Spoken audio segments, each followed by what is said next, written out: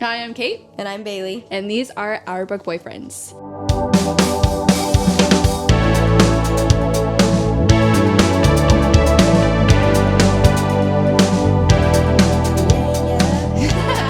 Today, we're going to be talking about Bride by Ali Hazelwood. Yes. Her first foray into fantasy romance, paranormal romance, whatever you want to call it. Yes. Go ahead. Yeah, I don't know. I don't really have much to say other than that. Like, that's what it is. You know, like, Ali Hazelwood, I like everything that she's put out. We've covered another one of her books on the podcast. We haven't done her earlier ones. But, I mean, yeah. I'm excited to talk about this one. Especially because... Oh, yeah! So, I mentioned the last one, A Surprise. I don't think it's not that crazy. But Joe read this one. Why this one was the one... we got him to read, I don't know, but... I was going to read the ones before, but the billionaire, and I was going to do it in secret. But you said, when you announced that you guys were reading those, I was like, I would hate every single one of those books, so I chose not to do that one. And then I told you, and you said, we're going to do Bride in April. Mm-hmm.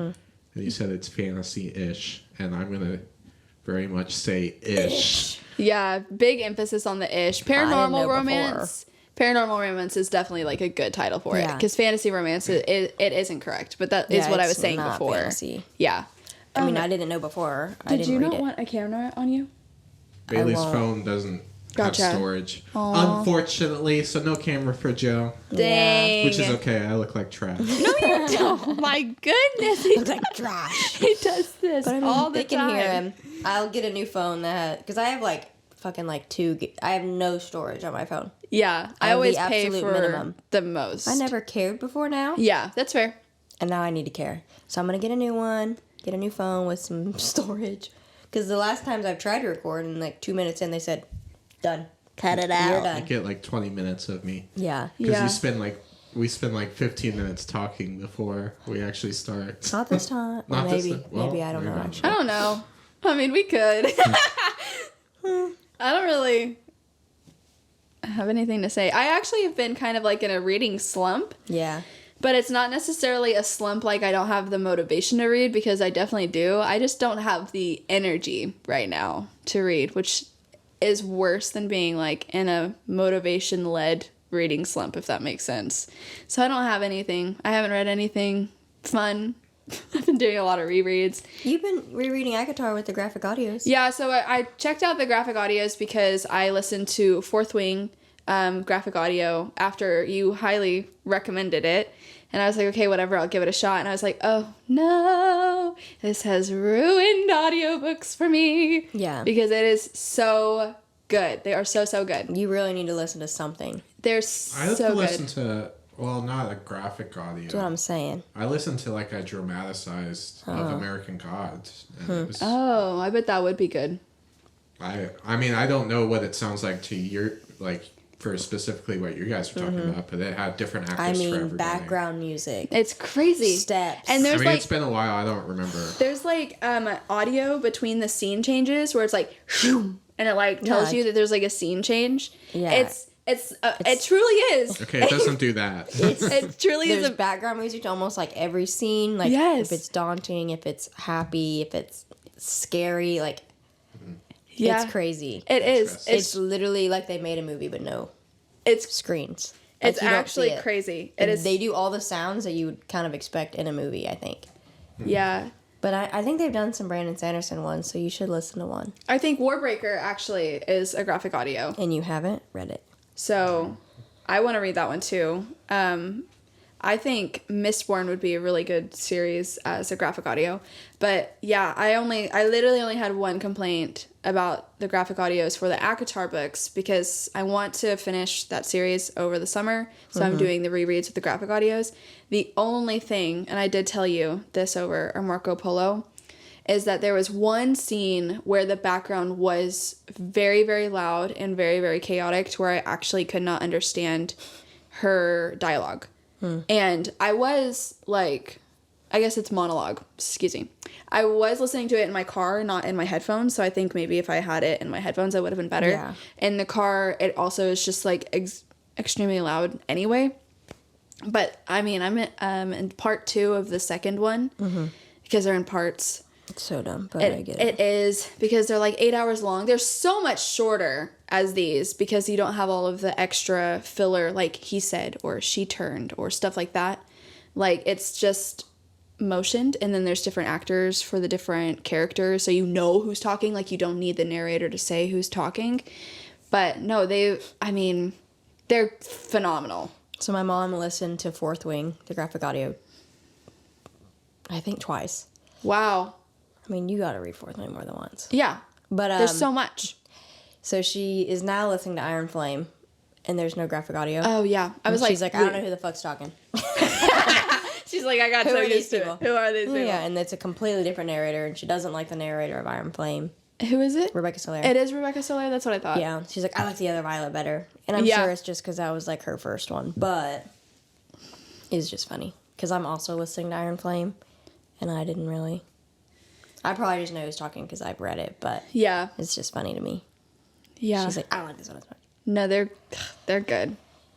Like I listened to this book, Bride, as an audiobook because it was necessary.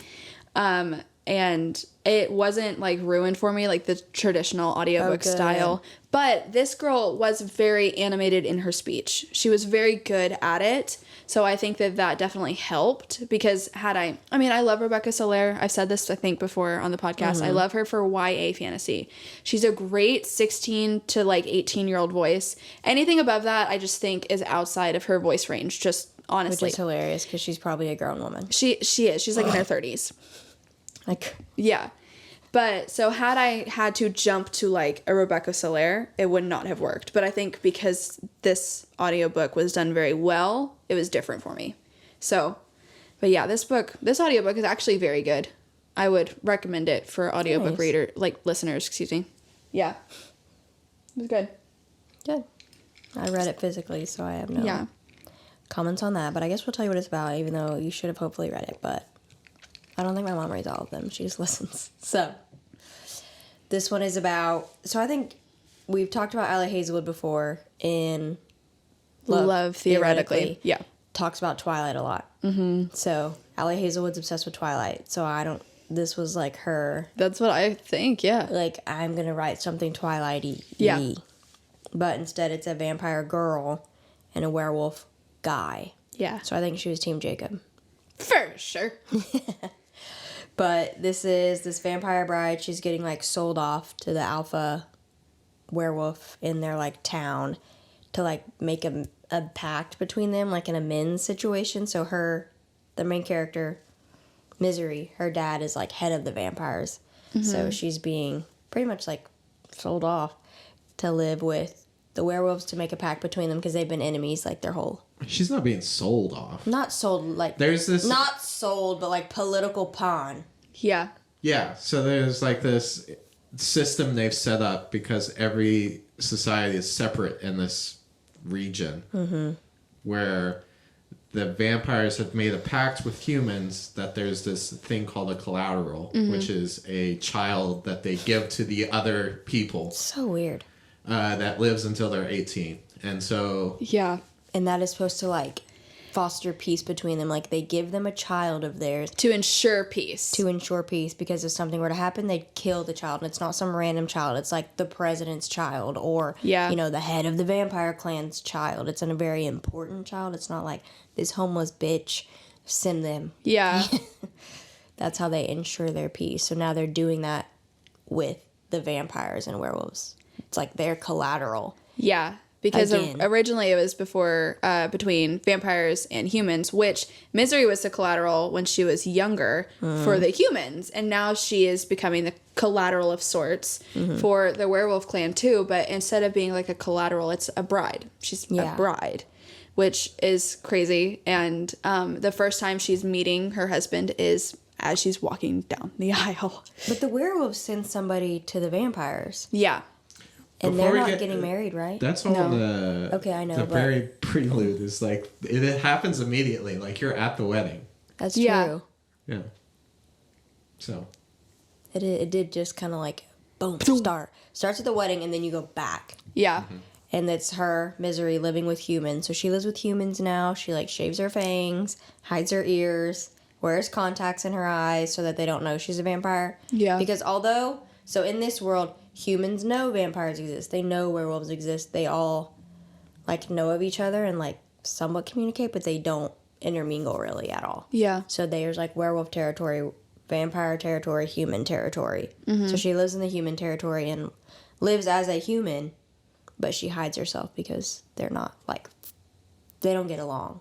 Yeah. They just, like, tolerate each other. They're still very afraid. The human, like, the layman human is still very afraid of vampires. Yeah. And which makes wears. sense. And Allie does it a little bit different in that she spelled the species a little different, which I thought was interesting. So vampires is spelled with a Y, and then they're called weres. Instead of werewolves. Yeah, which I thought was an interesting take on it. I personally like how it wasn't like a fantasy, like usually werewolves and vampires and most fantasy things are magic. Mm-hmm. They were a like divergent in DNA once upon a time. Yeah, it was like an evolutionary thing that happened. Yeah. She did it in her very Allie Hazelwood sciencey way. Yeah, which I really liked. it. Yeah. I liked it. I thought that was cool because instead of just being some random ass, and she kind of explained some stuff she tried to explain there was scientifically. like a paragraph where it was like, a weird atom here changed to this, and then we just like got better with blood, like something like that. And then with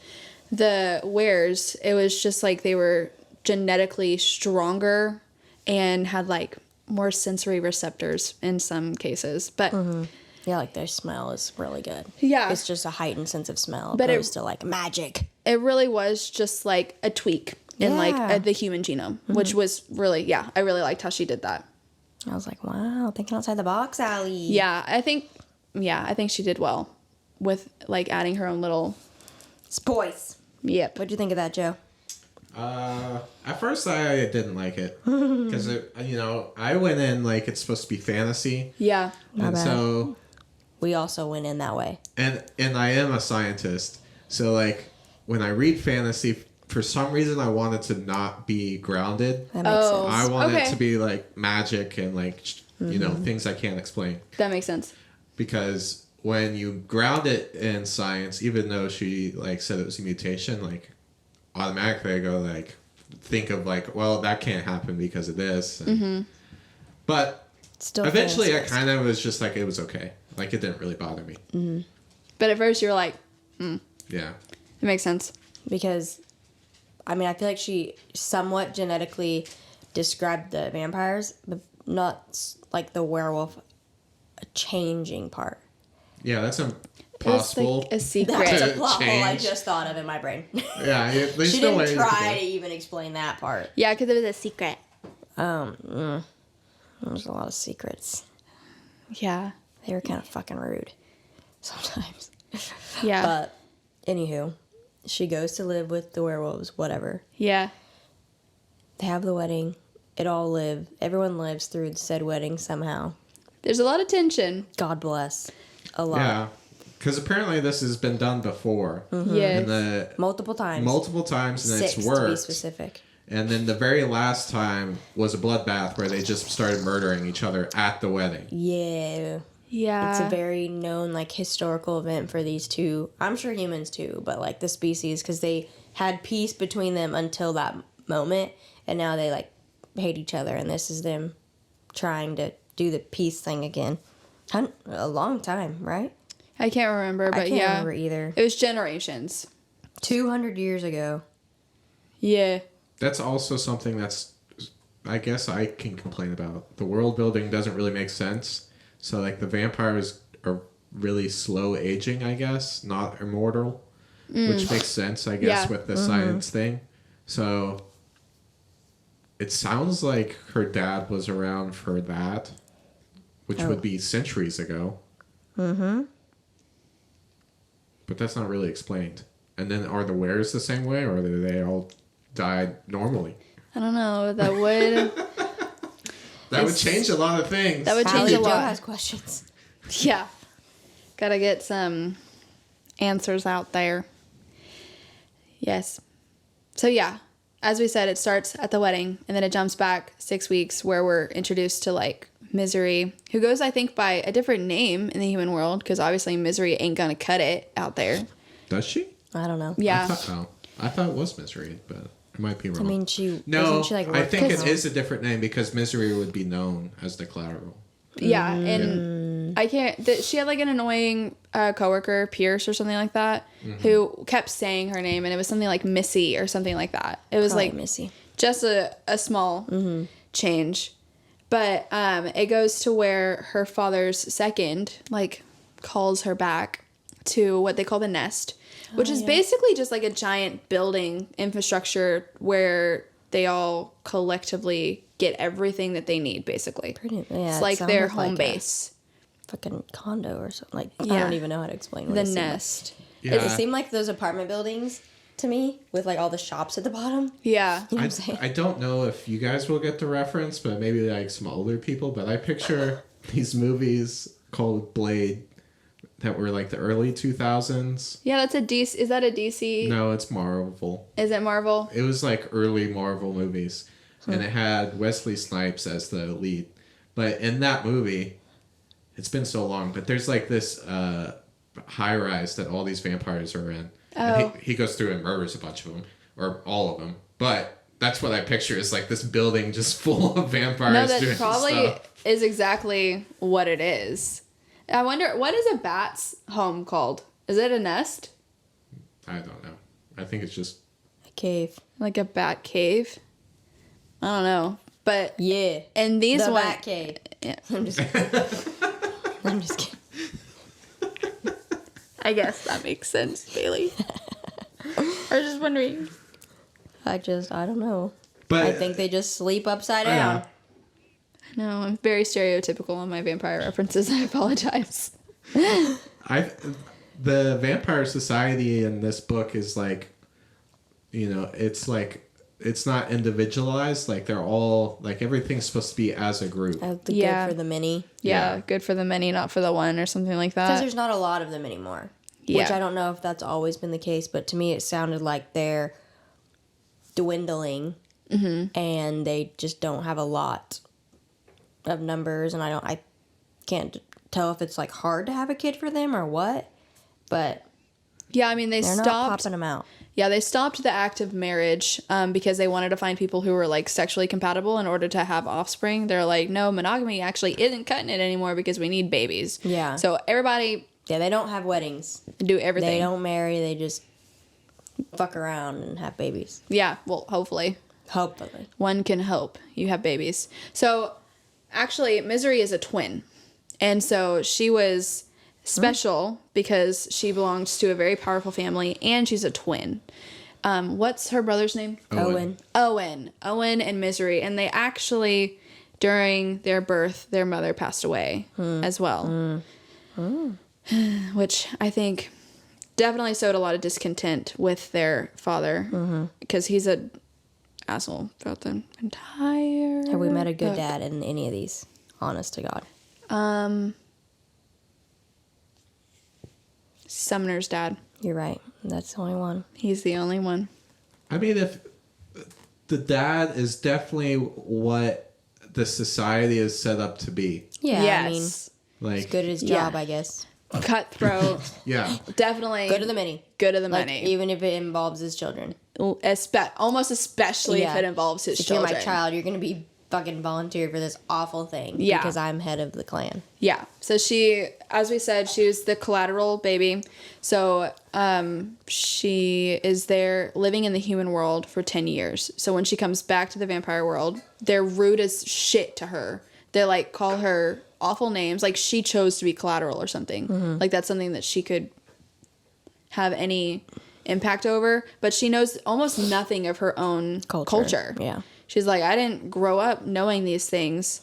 So, and she just basically dips out. She's back in Vampire Society for a little bit and was like, actually... Y'all mean. I'd rather take the humans. Peace out. Yeah, I know more about them. Yeah, which is so sad. The whole thing. So she has a roommate. No, I don't think they live together anymore, but they did. Yeah. And it's like her best friend growing up. So as a collateral, you know, she was a kid. And I guess at one point it had mentioned, like, either they didn't know how to entertain her, or she got bored or whatever, but they put another kid down there with her, like a human kid with her. It was an orphan too, so there's no ties. Chill. Yeah. So she had a friend. And so they obviously grew up together. And when she moved back to the human world, this is like her best friend. Whatever. Don't remember her name. Serena? Thank you. I think. Yeah, I think you're it's right. something like that. That sounded great. So at this time, when she gets called back to the nest by her dad's hand, Serena's like missing. Yeah. So there's like a mystery-esque element to this book. Like, where the fuck did Serena go? Yeah. Because they got into a fight, and then we can't find Serena anymore. And so... What I find crazy so far... I'm jumping in so much because I've actually read it, and it's interesting. All this happens within, like, the first chapter. Like, a bunch of info is just, like, thrown at you. The beginning of this book was so info-dumpy. I liked it, though. I thought she did it actually very well. A lot of times I don't like info dumps. Like, some, like, high fantasy, the first few chapters, you're like, God bless America. Like, I need a fucking notebook. Yeah. You know, but with this one, I feel like she actually did it pretty well. Yeah, like, within the first 50 pages, you have the wedding, meet the husband... A bunch of stuff happens at the wedding. She then goes back 2 weeks. She's at her job. She gets summoned to the nest for some mysterious reason. We learn that her best friend is missing. Yeah. And then we meet her father and learn that she's being sold off to the wedding that we already saw. Yeah. All within like 50 pages. We're introduced into a lot of childhood traumas. A lot happens within the first few pages. It's a lot. But what gets her to agree to this wedding is because she originally was like, no, like you, I've already done this shit. Like, I've served my time. Like, I don't gotta do this anymore. See you in 7 years because we haven't even talked for this long, Father. Like, this is literally the only thing you want me for. Because it was an ask at first. It was an ask. It was an ask, but it was like that way, who knows? No. Yeah. But whenever she heard the alpha's name, she was like, say that again? Low. Yeah, that's how I said it. That's how it said in the audiobook too. Low, can't remember his last name though. Starts with an M. Moreland. Yeah, Low Moreland. She's like... It said L. Moreland. L. I think he just said Moreland or something. Yeah, and she was like, what was that name again? And he was like, Moreland. And then she agrees. And we're like, what? Yeah. What's going on? I don't remember when exactly we find out why, but yeah. So I guess when her friend went missing, she looked through the apartment trying to find stuff. In her planner, her friend had written L. Moreland, and so she was L-E. Moreland. Oh, fuck me. The middle initial does matter. Yeah. Okay. Sorry. So that's why she agreed to marry, because she was like, oh, I'm gonna figure out who this is because maybe they have my friend. Yeah. So Misery also is like super into coding tech. So she can like break into systems and all sorts of stuff. So she had seen this name previous to hearing it, obviously, because that's what perked her interest. So she had done like a deep dive trying to figure out like what does this name mean in the context of her friend going missing. And she came up with nothing. And she was like, whoever works for this guy and does his cybersecurity is as good or better than me, which is unheard of. So that piques her interest even more. She was like, what the fuck did she get herself into? So, yep, she agrees to the marriage, and then we go forward again to where she's at the house, right? That's the next time we see her? It's the next day after the wedding. Yeah. So, like, you jump back 2 weeks, get a bunch of info all at once. Yeah. And then you jump to the day after with... But at the wedding, he acts weird. Yeah. When she's, like, coming down the aisle, so they put this, like, stuff on her. Yeah. I guess is like ritualistic of their wedding or wearers' weddings because they have weddings. And, you know, she's walking down the aisle, whatever. They meet. I think she falls, ? Yeah. Doesn't he, like, catch her? At the aisle. Like, I mean, at the altar. Yeah. But anyway, he says something like... Why the fuck do you smell like that? Yeah, why do you smell like that? And we're like... And then he just, like, acts weird. Yeah. Huh? Yeah. There's a lot of, like, the ending of a chapter is, like, a question. And you're like, where's the answer? Right. Like, I don't understand. Then it, like, hops back. And yes. we don't get answers for a while. And then also at the wedding, we find out from the human, I think, governor, head of some human. I think it was a governor, yeah. Davenport. I don't care about his name. That he... I feel like that was it. It is Davenport. Oh my God. The wares, they had to give a collateral as well. Mm-hmm. And so we find out at the wedding, at the reception or whatever, that the collateral was Lo's mate. Don't remember her name. Gabriella, but they call her Gabby. Okay. We need you to read all of them, Joe, because you remember all the details. Yeah. I read this book a fat ass minute ago. Yeah. I read literally the day it came out. I went to Target, no sleep, fucking could have died. I was so fucking exhausted. I was literally like squinty eyed trying to drive to fucking Target to buy this book. Wasn't at the first Target, and I was like, fuck. Do I go to a different Target or do I go to bed and just try again? Why did you do Target? Through because she posted each book, and each book had something different bonus content where you bought it. And I wanted the Target bonus content. What was the Target bonus content? Guru. Huh? Did you read it? I didn't read it. I didn't either. Okay. No, what was it? It's like if he went to the vampire. If they got married and he was living with the vampires. Stop! I'll have to borrow your chapter. copy. I don't think mine has that. Yeah, and it's like an outline of what it would be. What the story would have been like. Oh. I just thought that was more interesting because, like, no offense to her, but like in the Barnes & Noble copy, it's like her writing an essay of like her favorite TV show or just something that like I didn't care about. So anyway, that's why I wanted the Target one. Gotcha.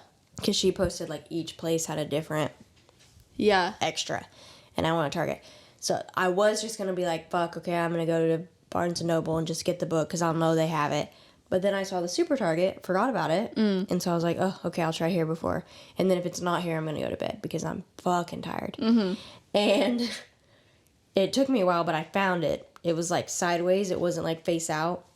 I just saw the like. Really? They did not. Target never does. Up. The first Target didn't even have it. The fuck. Yeah. That or it was so well hidden I didn't see it.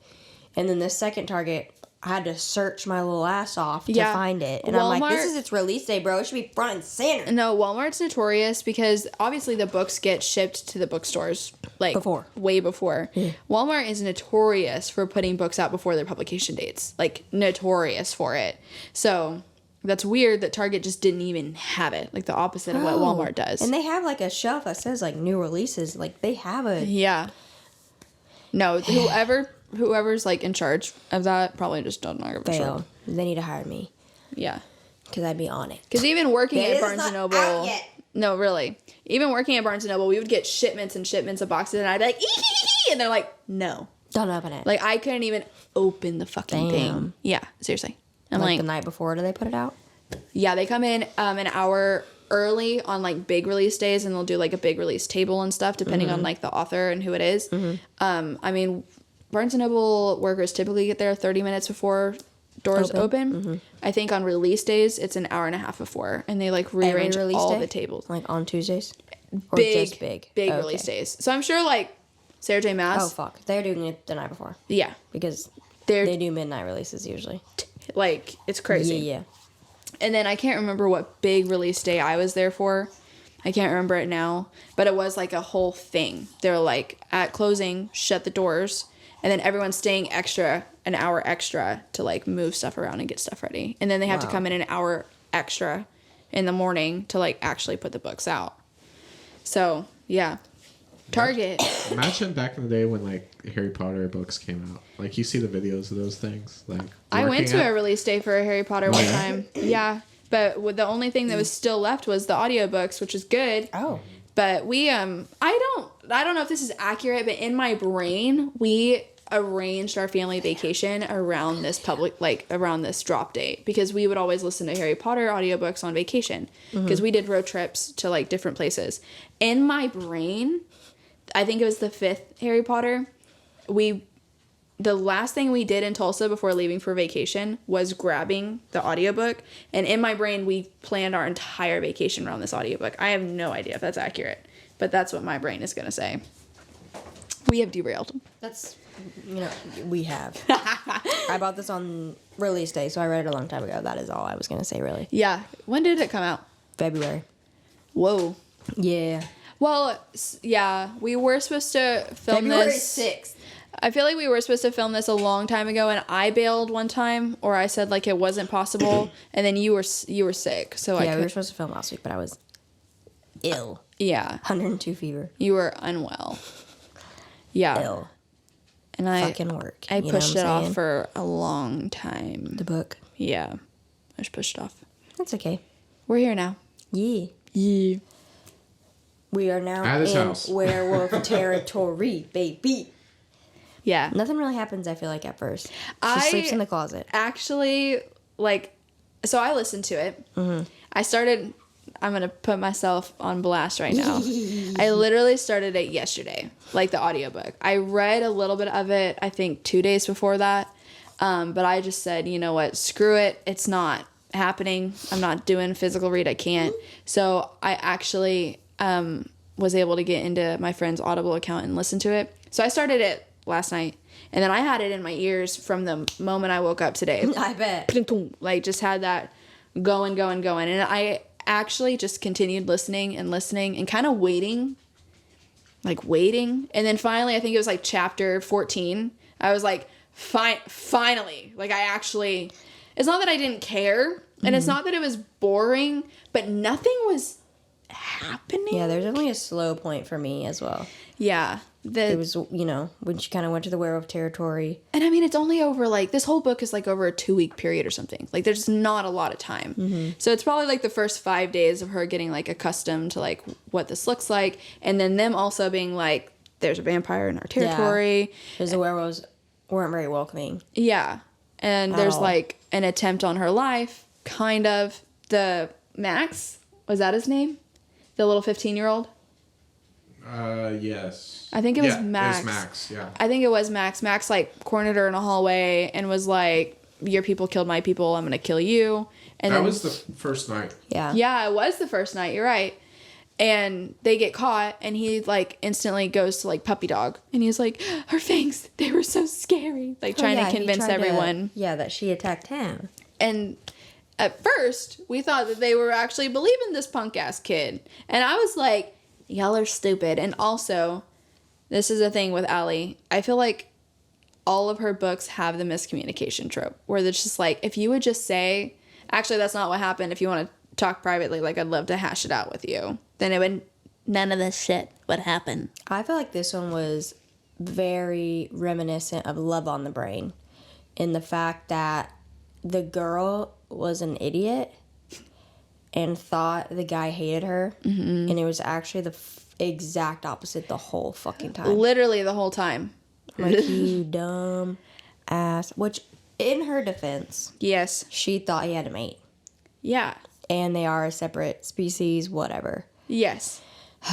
But just dumb. But it was exactly like Love on the Brain. Where because Love on the Brain, she thought he hated her. Yeah. And would do things maliciously. It was that one, right? Yeah. And that wasn't the case. That was He avoided her because he liked her so much. And like, Yeah. yeah. Yes. Exact same.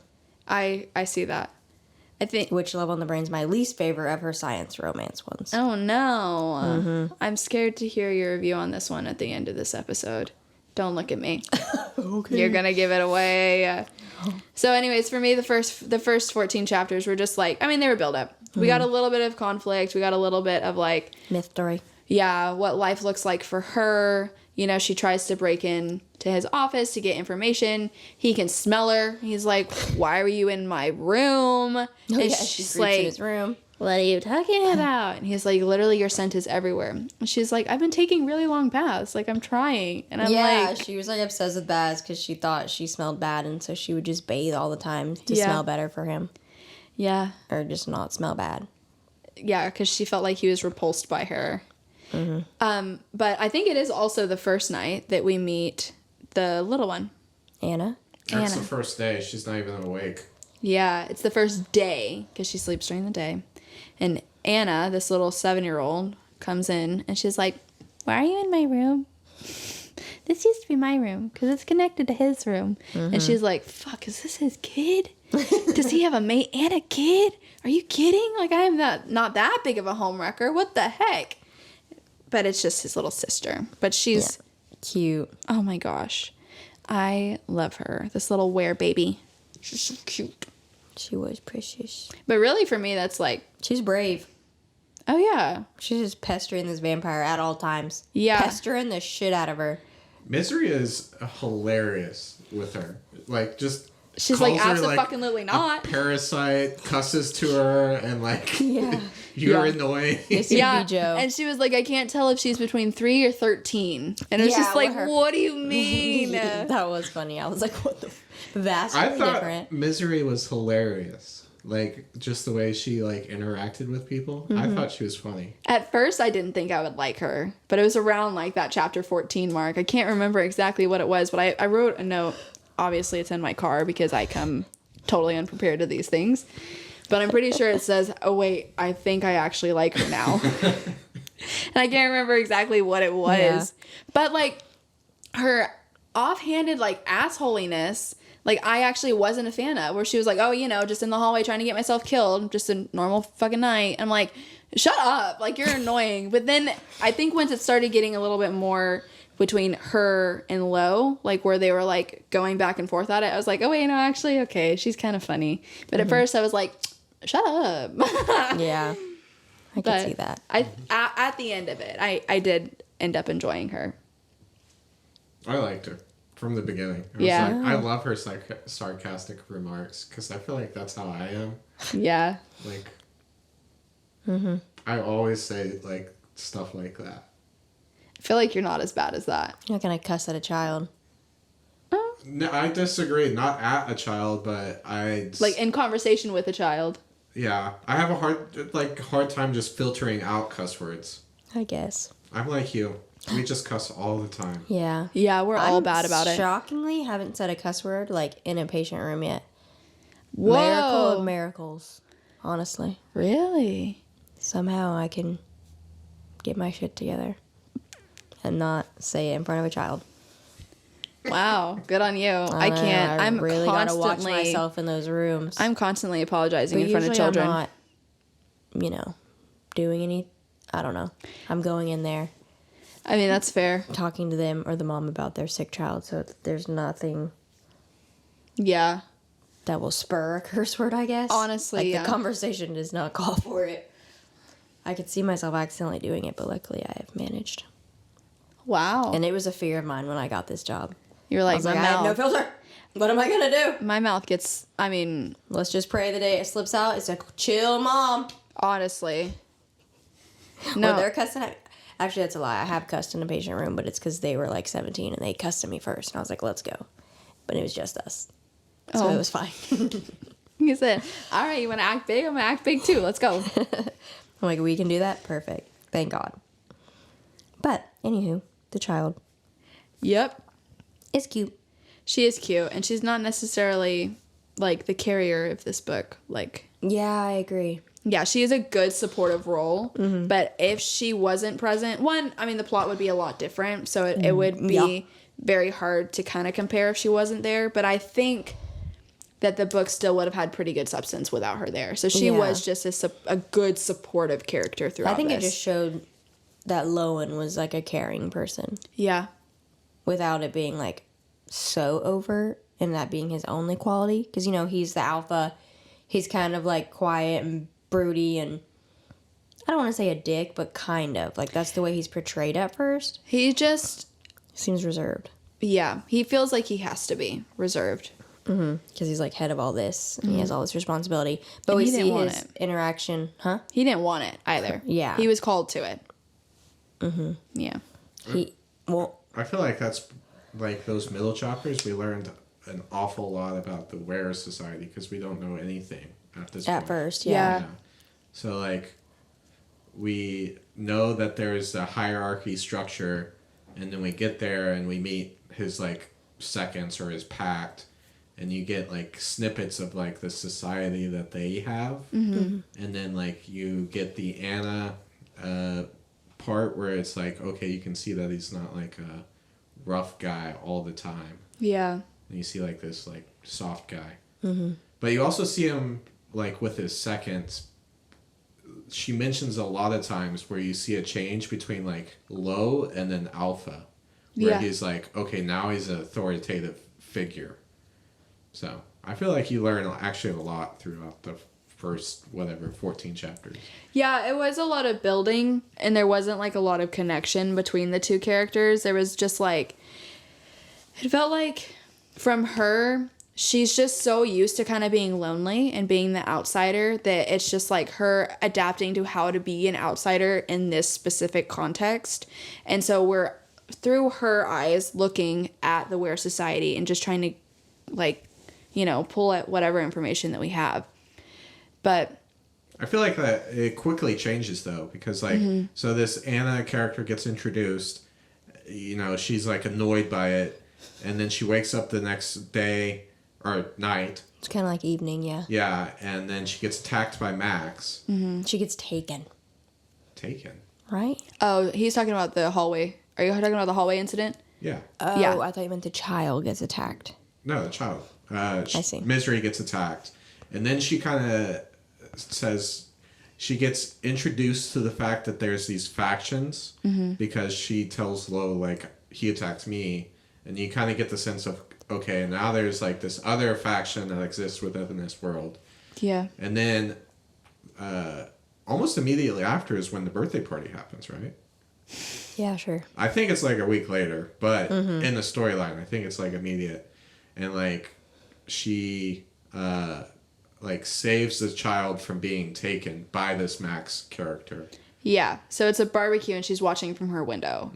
And she's watching her husband initially and she's like, yeah, he really does just like exude power.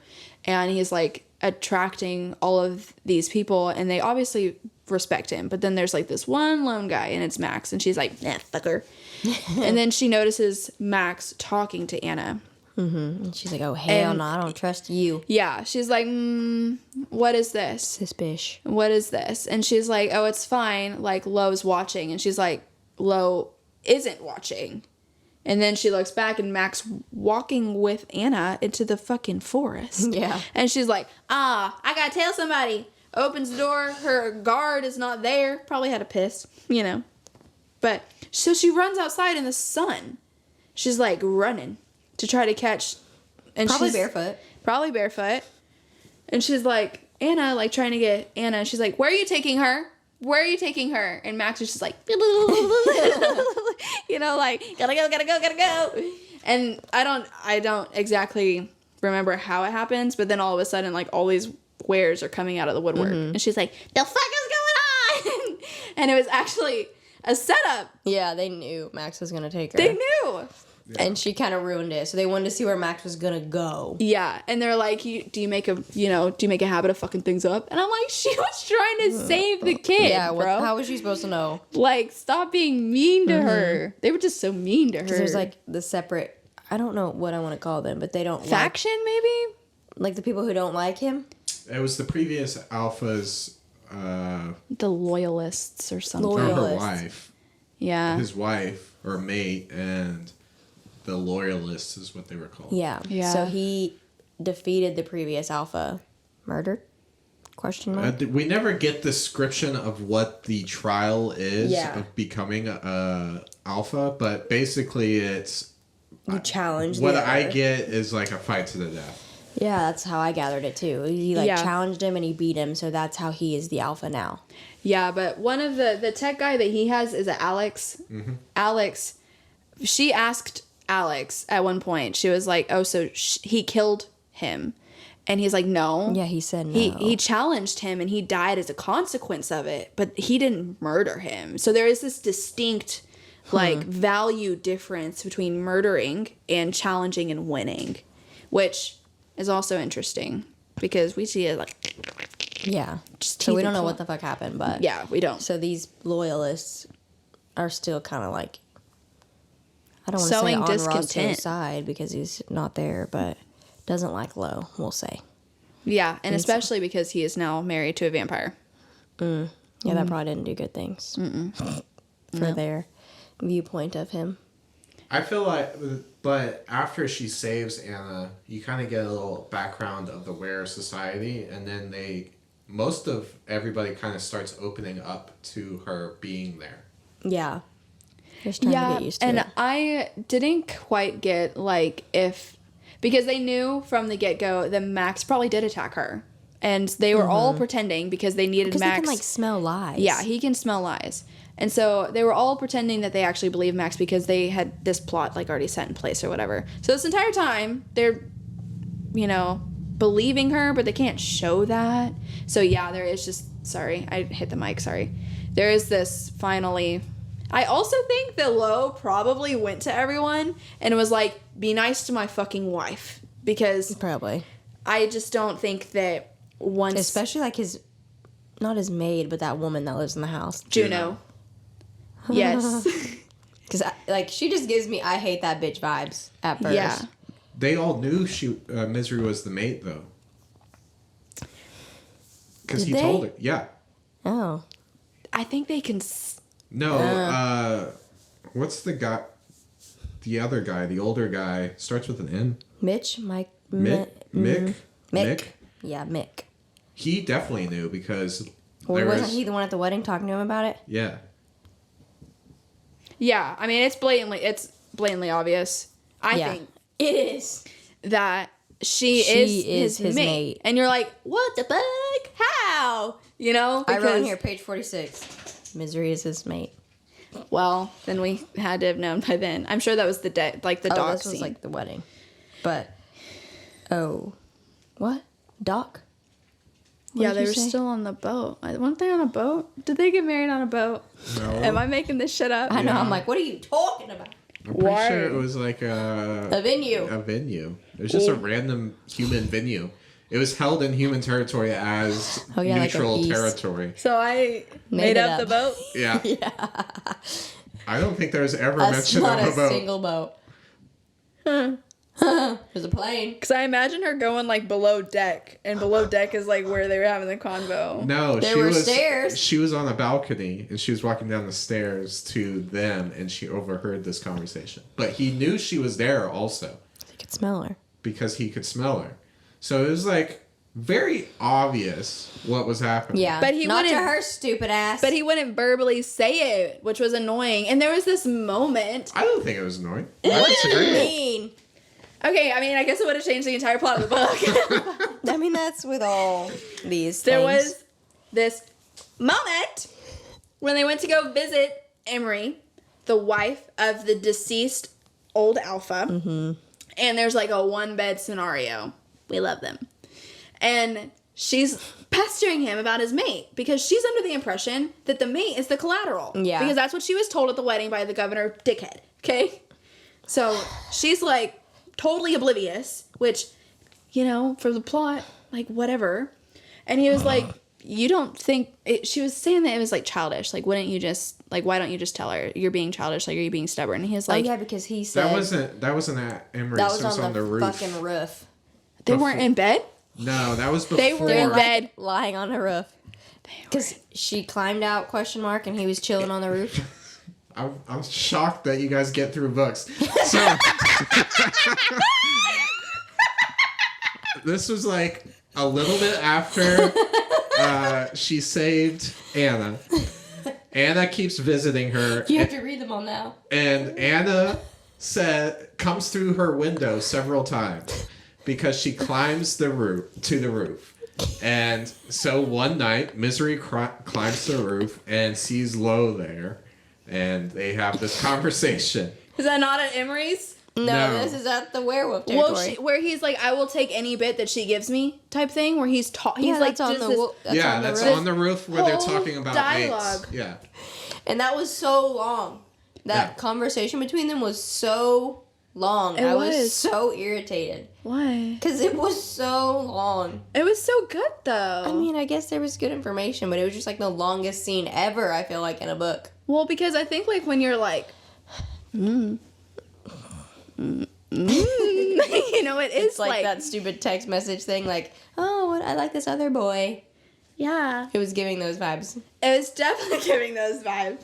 But the way that he talks about his mate to his mate, who is unknowingly his mate, flutters. Because he was saying, like, she's asking about the mate, and he's like, oh, she doesn't know she's my mate. It's or something. Yeah, like, yeah. She doesn't like me. That's a thing of the Were Society, though. It's like there's this idea that the Wares, like, why are you looking like that? Because you're just even fucking pissed at us. No. No. They, like, occasionally come across what is considered their mate. So this isn't the people that they have, like, you know, sexual relationships with. This is, like, their soulmate. And they can smell them, and, like, this is their, like, physical change. Well, Misery is obviously not aware, so she can't have this idea of a mate. A zing. Yeah, she doesn't have this, like... Aura. Honestly, I picture, like, just, like, coming in your pants type scenario. Because that's what it is described as. I imagined it like in Hotel Transylvania. Okay, The zing. Yeah. I didn't watch that. It's one of the best movies ever. It's actually really good. They're really good movies, like top 10. Okay. Like, I love Hotel Transylvania. You should watch it. Okay, I need They to see have the a zing. But yeah. That's how I imagine So, it. like, in this conversation, he's trying to describe that feeling to somebody that doesn't have a basis of that feeling. He said, he's really How do you get through books? vibes. Joe. Have you not caught that yet? Pure vibes. That is so funny. You're so mad at us. So they do go to Emery's at one point. Fuck if I know. Yes, they do. Almost immediately after that scene. Yeah, they go to Emery's because they're going to talk to her. No, they kind of scope actually, it out. I'll go back. At that scene, the end of the conversation is, I have to go do this, and she convinces him to make her go with her. Because it ends with, I have to mark you, and I told you that. Because We're finally getting to some juice. This is why we read these books. The juice. Oh my god. But yeah, that's how that scene ends.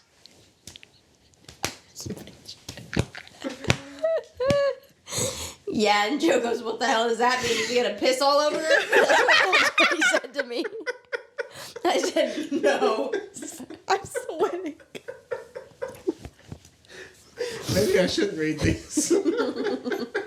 I said, no, he's not gonna pee all over her. Oh, God. Well, then we find out he can pilot a plane. That was pretty cool. Yeah. I I think I wrote a note about that, too. I was like, of fucking course he can. Yeah, he's just like, let's go. I got it. Yeah. But, that's when I decided I liked her. Actually, that scene, because she's like, I'm not going to give him the satisfaction of asking when he learned, like how he learned to be a pilot while going to architecture school and having a career and then becoming an alpha. She's like, I'm not going to give him the satisfaction. I was like, actually, I think I like this bitch. So She was just being like, oh, cool. I'm just like, all right. Let's go.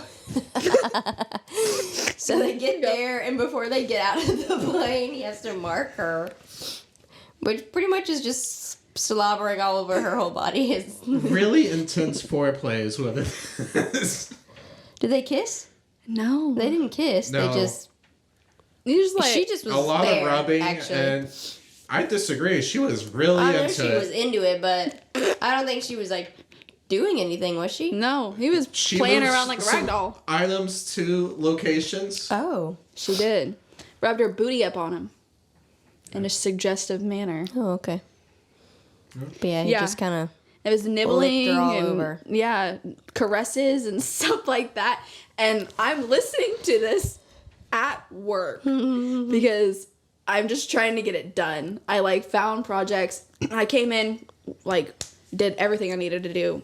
Everything. I was like, blah, blah, blah, blah. I was like, I'm doing projects now because I'm gonna be listening to my book later and y'all can't talk to me. So just know. So I'm listening to it. I got one headphone in and this scene is happening and I'm like, Riley, you can't hear what I'm my book, right? He was like, no. I said, you promise? He goes, no. I said, okay, good. And I'm like listening at work because it was hot and steamy. Yeah. It was for, like, them not actually, like... Doing anything. Yeah. I was like, wait, what the... Yeah, and she was so into it. And I'm like, whoa, there's obvious chemistry. Obvious chemistry. Obvious. Mm-hmm. So he's doing this so that they'll like. It's like a protective mechanism. And be like, oh, that's like his, so we can't fuck with her. Basically. Very alpha. Mm. Yeah. Which I think the other werewolves were like very taken aback. Yeah. When they could smell him on her. All over her. Yeah. I was kind of scared too. Before he was like, I need your explicit consent. He was very about that. He was, yeah. And she was like, yeah, do with my body what you will, like, whatever. And I was like, oh, bossy, baby. Like, what you mean? You do not know what it means. And he was like, misery. I need explicit content. Like, consent. I'm very tired, guys. I'm sorry. I need explicit consent from you. And I was like, good on him. Mm-hmm. Because she's just like so dismissive. And he's like, no, listen to me. I need it. I was like, I need it. And then they go to the house. Yes. He does his political bullshit. Yeah, boring. And they have a secret mission to, like, break into her computer. So that's why Misery came, is to, like, hack her shit to see if she's the one behind all the attacks. All the whatever's going on, like the loyalist bullshit. Specifically on Anna. Yeah. Trying to nab her. And so Misery goes to step away and go in the room. That's what she says. Mm-hmm. But she's actually going into the office to try to, like, hack and get in there. I don't think she succeeds. No, because we also meet his best friend-ish. Mm-hmm, mm-hmm. I don't know his name. Cohen? Cohen, that's it. Is it Cohen? I didn't know how to pronounce it. Oh. I think it's like Koen or something like that, right? I think Cohen. It's Cohen. That's how I pronounce it. I think that's how the audiobook pronounced it. I was like, you had to I think it was Cohen. Who's in on this plan and, like, makes an excuse for them to go feeds because they're eating normal dinner and she doesn't eat. Mm-hmm. And so they, like, leave to do this. Except for peanut butter. She'll eat peanut butter. Mm-hmm. But yeah. Very strange. She does succeed. Mm-hmm. Oh. But they do get caught. Mm-hmm. Yeah. Like, some of her guards are, like, walking. Joe, what did you think of this scene? Them getting caught. Okay, so they go to this room that has this computer. They start the thing. He hears two guards coming down the stairs, and he's like, "We got to do something." And I think he suggested it. Bite me. He's like, feed from me, which, going back to the Vampire Society, is like very broken, and they only drink from blood bags. They never feed from people or things anymore because it's seen as gross, which is probably why their society is dying. But Interesting. Only drink from blood bags, and they do it in private. Yeah, that's a big thing. It's a big thing to feed in front of people, I guess. Well, she is very reluctant, but I guess eventually just is like, okay, let's do it. And immediately is like this super sexual scene just takes place because, I don't know, vampires. Vampires drinking is always kind of, I feel like in anything you watch, it's like a sexual thing for some reason. Yeah, because there's like this ecstasy high thing. Yeah, so basically she gets her like... too. Oh wait, she was a vampire. Instantly. Him too. Yeah. Well, she gets like instantly into it, which I thought she was going to kill him, but that's not how this book goes, I guess. I thought it was going to be like... You thought he was going to fucking die? Pass out or something. Like, it sounded like she was just like going ham. Going ham. And... He kept saying though, like, it's fine, right? Yeah. Doesn't she come during this? Oh, yeah. She, like, rubs up against him and then, like... Oh, and he's totally digging it. He, like, picks her up by her ass and everything. Yeah. He's, like, totally into it. And then the guards, like, come in and they're like, oh my God, so sorry. Oh, my God. So it worked. So it worked, but they didn't necessarily stop right away. Yeah. No, then they keep going for a hot minute. Mm-hmm. And then I think he stops her. He finally was like, misery. Like, yeah. And she's, like, all into it. Because obvious reasons. Yeah, but he's definitely digging it. Yeah. I mean, he'll take anything she'll give him. But yeah, and then Emery and his friend come down, and it's like it's supposed to be like this awkward scene, I guess. But Yeah. Because like, it's also she's feeding on him, which is kind of seen as weird to them because she's a vampire. Yeah. I don't remember how they got out of that. I can't quite remember either, but I think that there was like this acknowledgement of like, hey, maybe we should talk about this, and they both were like, no, let's just move on. Well, he has to leave emergently because Anna's sick. Yeah, but you mean like of the office? Yeah, I don't know how they got out of the office part because that call does come like immediately after that scene, but I don't think it happens in the scene. Oh, Emery opens the door and she's like, definitely thought I locked this. Can you guys come back up to dinner? Like, we're waiting on dessert. And Cohen's like, looks like they already had dessert. Yeah. And I was like, slow clap. And then that's their like bashful. Okay, we'll come. Yeah. Back. Oh. From that point on, though, there's a lot of sexual interactions. Yes. You said from that point on. Yeah. They had a taste. They had a taste. So they had to go back because Anna was sick, so they had to go back early. Mm-hmm. She has a fucking virus, or she has a cold probably. Which is weird, because werewolves don't get sick. But luckily Misery knew what to do because she lived with a human her whole life, and she was like, oh, she has some shit. She needs this, and this. Mm-hmm. And so he goes, gets it, gives it to her, she's fine, whatever. But the whole, like, aha moment is... That happened way, way earlier. Oh, her knowing? Knowing, yeah. Oh, well, we're bringing it up now. Okay. We find out at some point, and this is proof of it, that this child is part were, part human. Yeah. Werewolf mama? Yes, werewolf mom. It's his mom, dog. His mom. Yeah. I got it. Yeah. It came to me. And they think it was just some human... I don't want to say ambassador, but like... Basically, yeah, that's what it is. Yeah. It's like a contact between the human world and the werewolf world, and they're constantly like... They were in a relationship and had this kid. And so now she's kind of like... People think... Everyone? Not everyone. But Juno... Mitch? His main... Mix. Yeah, his main peeps know she's half and half. Yes. Half and half. And the problem with that is, one, she hasn't turned like she should, so they're keeping that a secret, and two, she can get sick.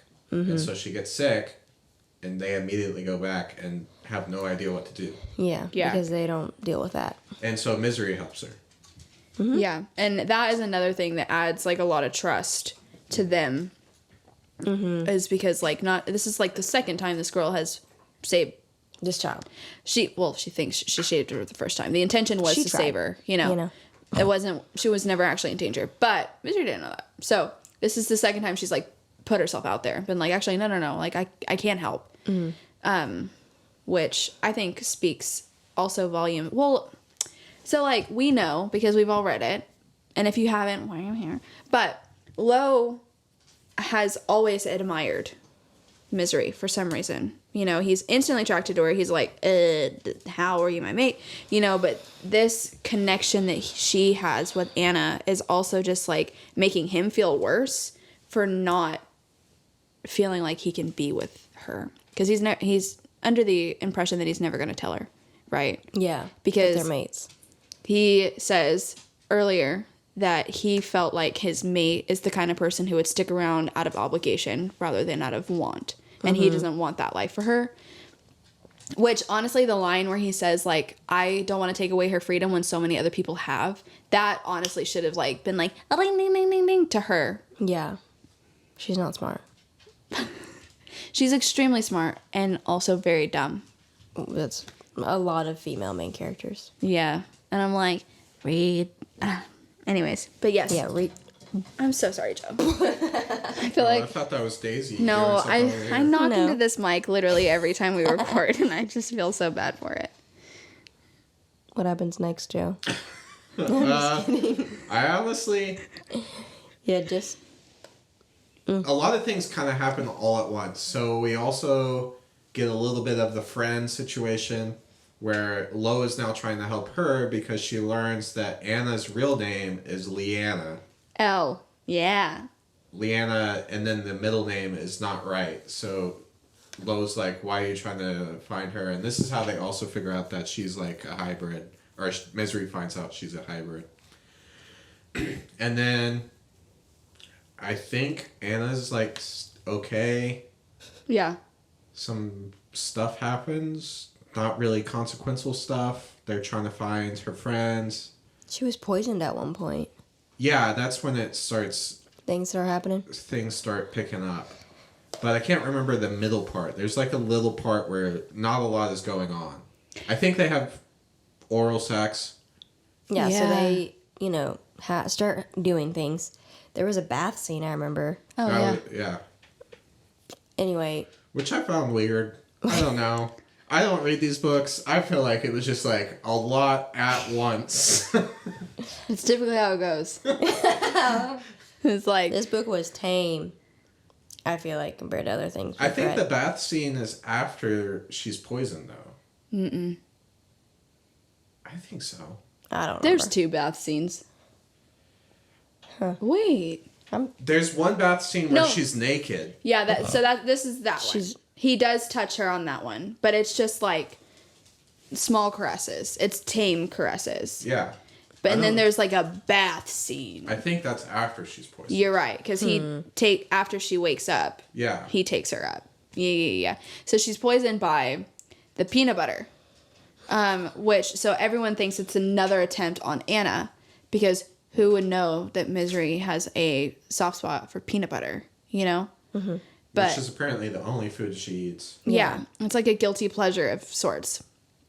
So they're like, oh, you're kidding. Like, another attempt on Anna's life? Like, yeah. Because Lo makes her peanut butter and jelly sandwiches whenever she wakes up from her nightmares or whatever. So Lo's like, no, we're sending Anna away. And then they bring in a doctor that was Misery's doctor whenever she was the collateral. Okay. So they bring in the doctor, pump her full of meds, and she's like in this haze, the sicky haze where we hear bits and pieces of conversations. And so the bits and pieces of conversations that we hear is Lo being like, what do I do? And the doctor's like, literally nothing. Like, she's going to work it out. It's going to look like she's dead. It's totally normal, I promise. And Lo's like, freaking out. What do you mean? That's totally normal. And then there's another like hazy, and someone's like, you need to sleep. And Lo is like, no, I'm not leaving her. And then there's another hazy conversation, and it's about Anna being sent away somewhere. So that's her being sick. When she wakes up, it's been 5 days since she's been in this little sicky coma thingy, which is insane. Wow. She's like, I must have been out for a whole day. No, bitch. No. You were out for almost a week, babes. And then she goes downstairs to try to find Lo, and he's in a meeting with all of his seconds, right? And what are they talking about? Do we know, or does he just instantly dismiss them? I just remember him sending them away. I think he instantly sends them away. I think they might have been talking about Emery, but I don't think it was that important of a conversation. Yeah, I don't think we had enough like snippets of the meeting to truly know what it was about. But then I'm pretty sure there's a sex scene after that. Yeah, he takes her back up to the room. Part of me feels like she passes out again. But also part of me feels like he took her to the bath, and that's when it happened. I think it was the bath, and then they go to the bed, and then she wakes up again, and she's like, oh, I haven't fed. And I'm like, that wasn't your first instinct when you woke up? Like, you could get one off, but you couldn't fucking eat? Also, isn't this the sex scene we learn about the sexual compatibility situation? I'm 90% sure. Okay. When they were feeding?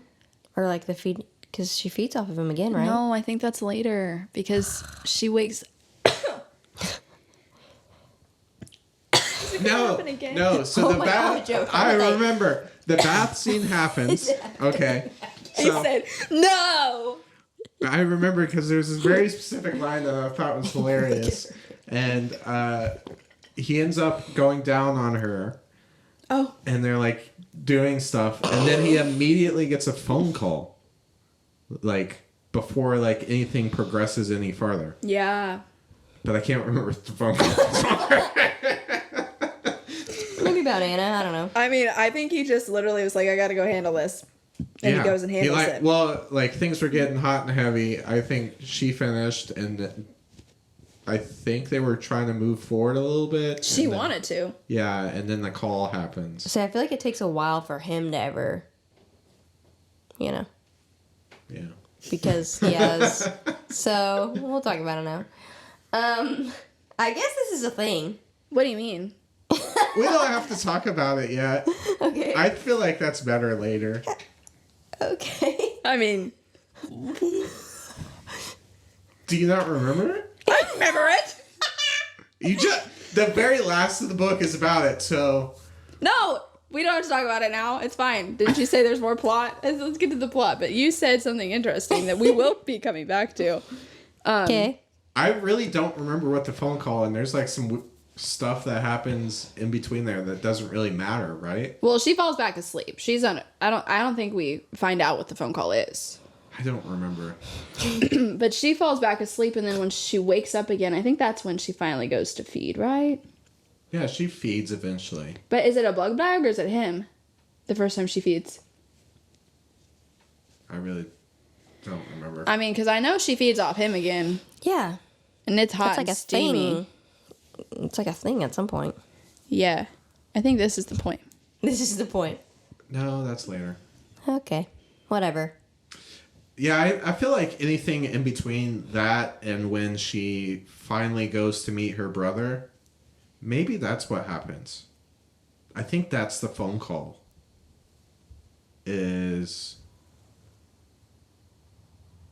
No, that's not the phone call. Something happens and she ends up talking to her brother about feeding off a low, and then that sets up a meeting that eventually happens. But I think that's later. I think between the sex scene and that meeting is kind of a little bit about her friend. We learn that her friend is involved in something with Anna. Yeah. I think that's mostly what happens during that time. Is we learn that she has some connection to knowing Yeah, like Anna's a somehow she hybrid. figured out Anna was a hybrid and was... And she was the connection was Anna's dad, right? Yeah, she found her dad or something. Yeah, there was something that had connected Anna, her dad, and what's her name? Serena. There was like, she's a journalist. She's a financial journalist. And what Misery thinks happened is that she uncovered a deep, dark secret and got herself in trouble. So the connection is this financial guy in the human realm by this name who also is like cross-referenced from Alex's digging on who was like the ambassador between the humans and the vampires. The werewolves that we had talked about before. So this guy meets all the criteria that they're looking for. They pull up a picture of him. You're right. This is during that time. Mm-hmm. They pull up a picture of him and they're like, oh yeah, no, that's definitely Anna's daddy. Like looks like spitting image. And then they look up the guy. I can't find him, right? Just died like a week before. Like a car wreck or something? Yeah. Like a car wreck. Yeah, he had a car wreck. But he had been put into that administration by Governor Dickwad. So they were like, we got to meet with him. Yeah, I think that part of the book is kind of setting up the end of the book. Because after they go to meet with the governor, things just start happening. Yeah. Yeah. Crazy stuff. Yeah. But I don't think anything else is really learned. No, I mean, they do the... There's another sex scene. For sure. Before they go... I know there's several, like... hot and heavy moments. Yeah. Which I guess we'll talk about later. Yeah, and she's like, she says at some point, she's like, no, I want to have sex. And he's like, everything we've been doing is sex. And she's like, nah, fam. Eye roll. Like, we don't know why he's so opposed to this occurring. We also... She yells out, we need a condom at some point. I think that's that sex scene. The last one before, like... Shit goes down. Shit goes down. She yells out, we need a condom. But she also had already said she's on birth control. And then he's like, that won't work. And then we learn kind of... Well, we don't learn. He just says we're not sexually compatible. And then she's like, I don't think we are. That's what we learn. I don't think we are. That's how it ends. Because, like, he, like, finishes. And she like, feels the evidence of why he believes that they're not sexually compatible. And she's like, oh, actually, you may be right. Yeah. So what is that? Nurse Bailey? It's not. Why Nurse Bailey? Because I needed not a real thing. You said it's a thing. You didn't let me fucking finish. I guess it's a thing in literature if it's like werewolf romance. Oh. Yes, not a real fucking life thing. I still don't fully think I understand. Apparently, it's a trope for werewolf fantasy stuff. And it's called a knot. Yeah. So, where is the knot? I assumed at like the base. Because real dogs do this. Oh. When they have intercourse, a real dog's penis like swells. Oh. And you can't get them apart for a while. Oh. So that, the stuff percolates in there and travels where it needs to go, I guess, before. But yeah, so we get the indication that that's what's happening. Yeah. It's not explicitly said at that point. No, he says like, "Do you want to feel why?" Mm-hmm. And I was like, "What?" And he like guides her hand down, and then it's like swelling, and she's like, "Oh wait, yeah, no." And I was like, "Wait." I mean, maybe then we immediately more. jump to nothing that's sexual. I know, and I was like, "Why? Why did we do?" I need answers. Yeah. Because I would. At this point, I'm very confused. I'm like, what is it? I'm confuzzled. Like, I had seen like a review of this book and it had mentioned the knotting. Mm-hmm. And at first I was like, oh, there's like ropes, some weird rope shit going on in this book or something. I don't know. And then I got to it and I was like, oh, it's not ropes at all. Yeah. And he was it's not like, ropes at all. So I feel like weird about it. Like, he didn't want to hurt her. Yeah, but why couldn't he say, like... Yeah, I guess that's right. Why? Dick fucking swells, bro. Like, why couldn't we say that? He was like, it's a werewolf thing, it's complicated. Which everyone says, it's a were thing, it's complicated. Yeah, and I'm like, annoying. It actually wasn't. It took you 3 sentences. It's also a fact that it's his mate, because that's not common. The nodding? The nodding. Yeah, that doesn't always happen. It doesn't always happen. It only happens... with your mate. Oh, so the evidence of it would have been even more apparent that she was his mate, which is why he was hesitant towards it. Okay. So I Googled werewolf nodding books. Oh. And Goodreads popped up 157 different books. Whoa. Yeah, so it's a thing. Yeah. Okay. Makes sense. Mm-hmm. But yeah, so after that, things start happening. Finally. Getting to the ending. Climax of the book. Climax. Sorry, I'm 12. Anyways, yeah, a lot of shit happens, I feel like, all at once towards the end of the book. It just feels like we're like... Brrr. Okay, so they go somewhere. Why are they out in the city? They go to meet the Governor Davenport. Yeah, and... Lo can smell lies, as we briefly mentioned before. And so they're kind of, like, leaning into getting information about Anna's dad, like, in a very roundabout way. And comes out that, oh, yeah, like, he actually just passed away in a car crash, which we knew. Mm-hmm. And Lo's like, bro, you smell like lies. Like, he gets all up in his face and he's like, you smell like lies. Why did you get him killed? And he was like, I didn't get him killed. And he was like, why did you get him killed? And what Davenport says is that he was caught embezzling money. Like, him and his administration were caught embezzling money. This guy had found out and they needed to shut him up type thing. And I can't remember if there's, like, an actual altercation or if that's the altercation and they just dip out and they're like, we'll see ourselves out. I think he admits to financial crimes involving him. Yeah. And during this, Lo is like pushed them up against her wall, and then like several guards come in, and after he admits that, they leave. They just like, we got our information, like, peace. We're good to go. We just needed to know who killed him, right, and why. Mm-hmm. But I felt very deflated. Like there wasn't actually a resolution to that, which there's a reason for that. But when they're leaving, she's like, I actually lived like 5 minutes away from here. And he's like, well, let's go. I want to see what it looks like.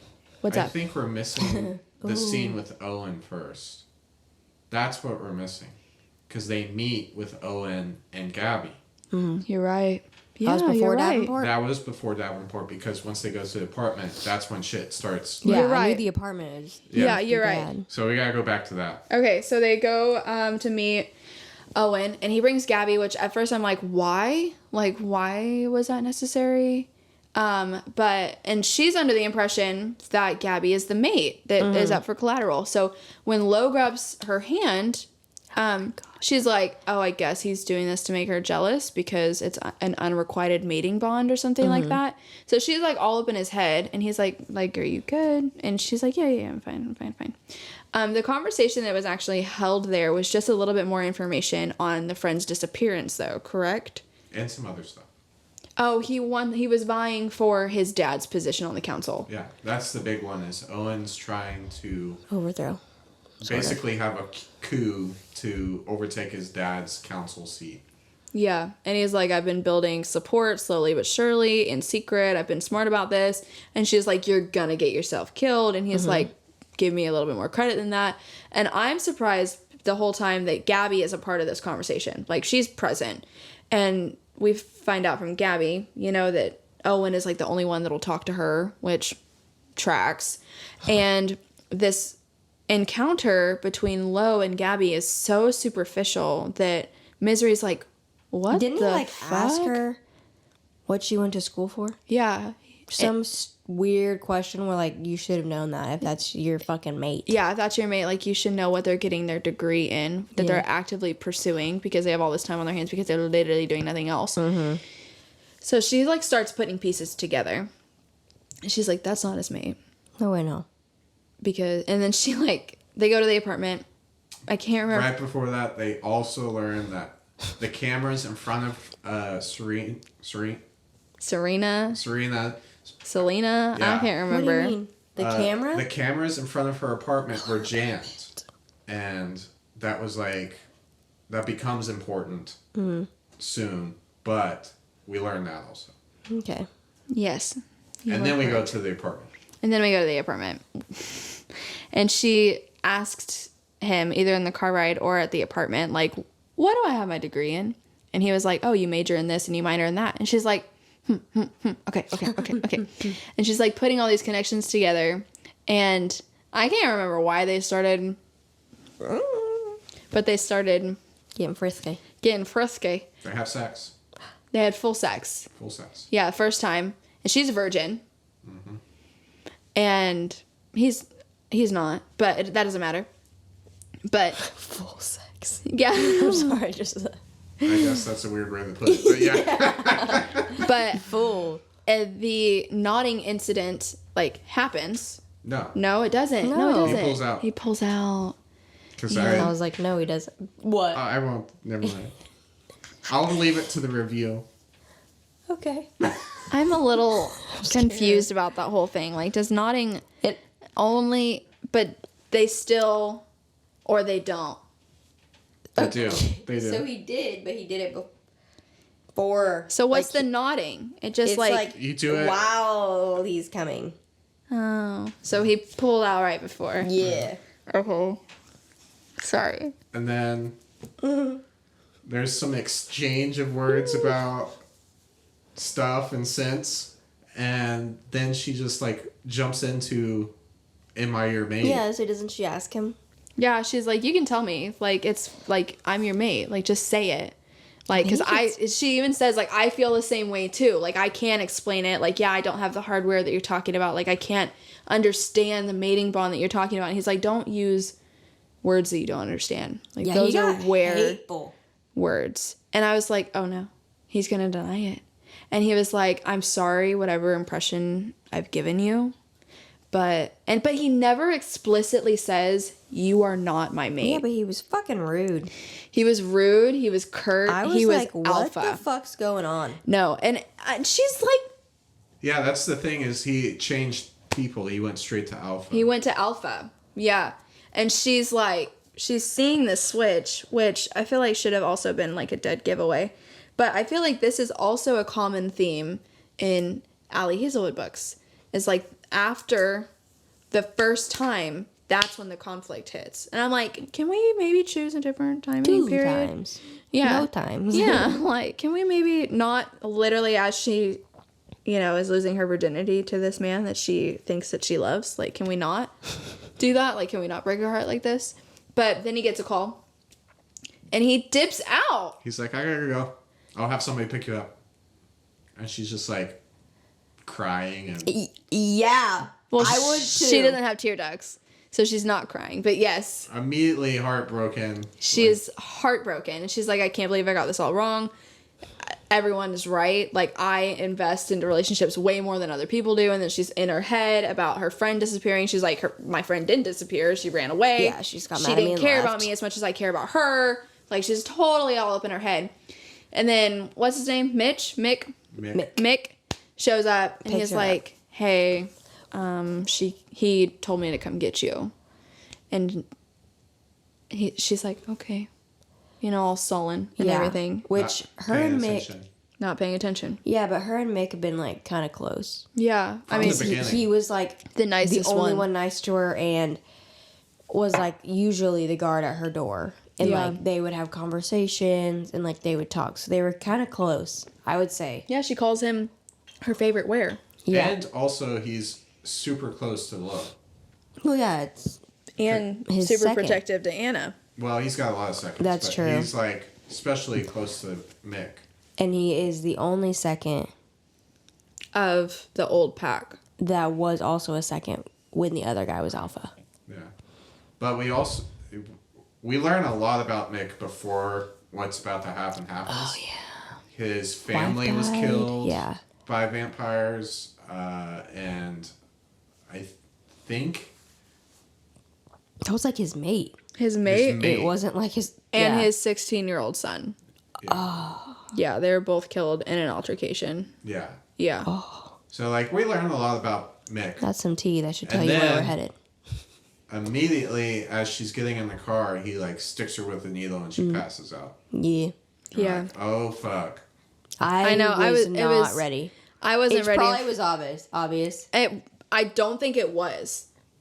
Joseph? Was it obvious that he was the one? Leave it to review. You're putting a lot off, Joe. But I was shook. I was shook too. I think Cohen. I said, oh no, out loud. I think I was like, oh no. I thought Cohen was going to be the big bad, big great betrayer because he had Anna. And I'm like, you literally just gave the girl to the man who be wanting her. Not the case. I was wrong. But it makes sense. Like, all the things we've said right before make...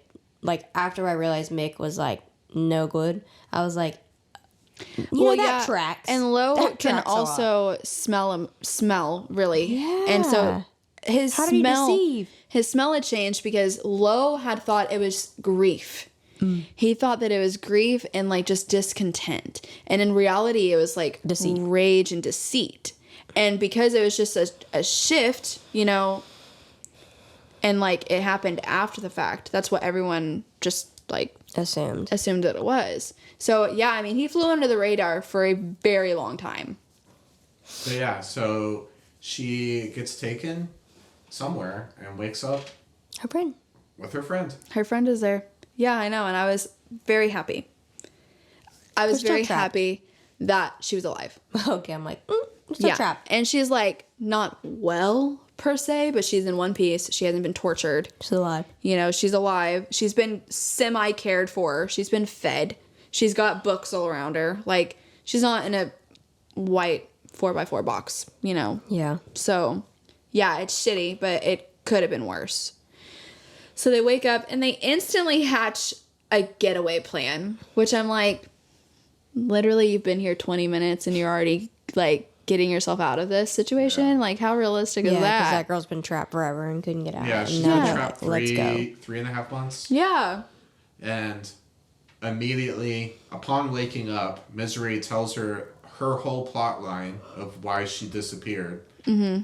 And so we're like, oh, I feel like there was, like, she could have gave better explanation of, like, certain things. But anyways, And then, like, immediately we're like, okay, let's escape. Yeah. And then they escape. They did it. Yeah. I mean, all they do is walk down a hallway and then they're caught again. But when they're out of this hallway, they're like, this is the nest. Like, what are we doing in the nest? Like, we had werewolf guards. Yeah. You know, like, how did they get here? And then Daddy's second in command. The lady. Valerie? Something? Vanya? Some crazy name with a V. This is something like that. It started with a V. I can't remember. Mm-hmm. But she's like, all right, like, come with me. And they just go. I mean, they're caught. You know, they're in the nest. There's no way they're getting out of that shit alive. Yeah. So they go to the office. And the dad's, like, first words is like, man, you've always been such a disappointment, Misery. And I'm like, oh. That's great. But she's always Mick fucking things up. Mick is standing right next to Daddy-O. And she's like, you're a coward. How dare you? Were you the one that did this? Were you the one that did this? And he's just, like, looking down, like, absolutely sullen. We find out that his son is actually alive, and Daddy has him. Mm-hmm. Like, Daddy Vamp has son hidden away. And so they're using that as leverage to get Mick to do all of this I don't know awful, if that registered in my brain. Deceitful stuff, you know? So, yeah, is he a coward? Yeah. And she even says, like, you should have told Lo. Like, there's no way that he wouldn't have dropped everything to help Figured you. out. Mm-hmm. And I can't remember, like, what dismissive thing he says about it. But then Daddy Vamp just gets ugly. Like, he starts being ugly to Misery. And he's like, you were never cut out for this. And then he's like, don't you understand why I did this and this and this? And Serena, is it, you know, I'm bad at names, I'm sorry. She is like giving off all the answers, and he's like a dick. He's like, Misery, if you would have just taken after your friend and been like more political, then I would have chose you over Owen. And yeah, he's just being ugly. And then, is there anything that I'm missing before the and then?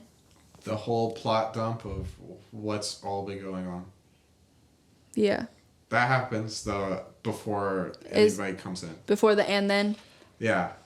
So basically we learn that Daddy Vampire has basically hatched this entire plan from the very beginning. Yeah, it's crazy. Because, again, in their society, they're kind of failing and falling apart. And we get snippets of the outside world.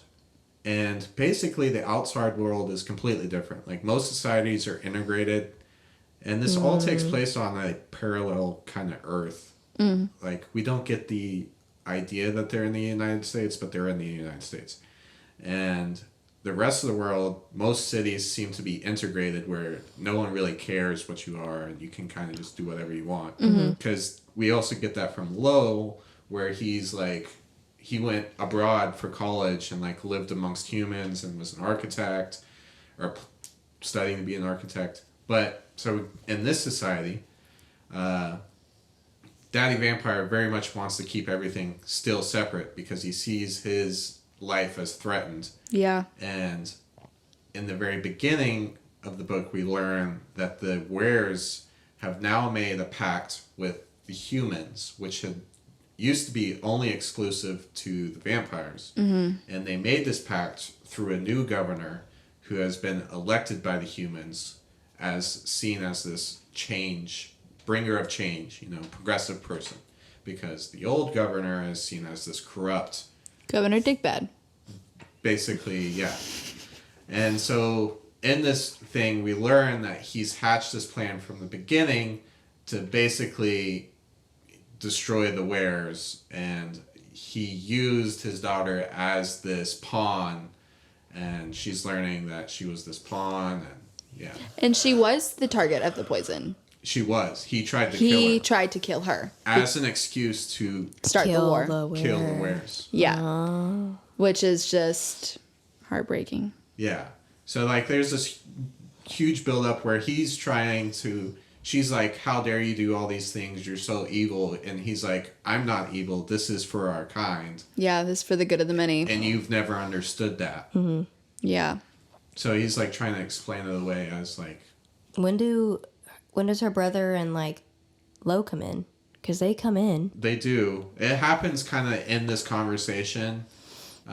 Because we also learn, as Misery is like trying to yell at Mick about Anna being the hybrid, and we learn that he knew that there was a hybrid, but he also said that it was 20 years ago. And we learned that her friend is a hybrid, and he placed her with her because he wanted to keep an eye on her. Which I did not fucking see coming. Like, when he started talking about the hybrid, and when he said, like, 20 years ago, I was like, no. I was like, no shit. I was like, no fucking shit.